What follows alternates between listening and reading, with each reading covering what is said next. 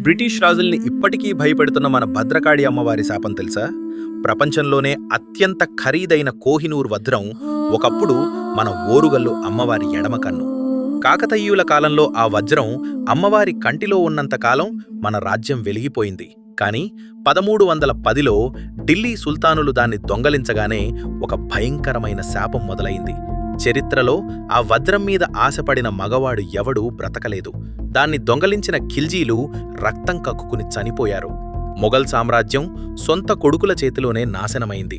రంజిత్ సింగ్ చేతికి వెళ్ళాక సిక్కు సామ్రాజ్యం కుప్పకూలింది. చివరికి బ్రిటిష్ చేతికి వెళ్ళాక సూర్యుడు అస్తమించని ఆ సామ్రాజ్యం పేకమేడలా కూలిపోయింది. అప్పుడే వాళ్లకర్థమైంది, ఈ వజ్రం మగవాళ్లు ధరిస్తే వంశం నాశనమవుతుంది, కేవలం ఆడవాళ్లు మాత్రమే ధరించాలి అని. అందుకే ఈ రోజు వరకు బ్రిటన్లో ఏ రాజుకు ఆ వజ్రాన్ని ధరించే ధైర్యం లేదు. కేవలం రాణి కిరీటంలోనే అది ఉంటుంది. వజ్రాన్ని దొంగలించారు కానీ అమ్మవారి శక్తిని కాదు.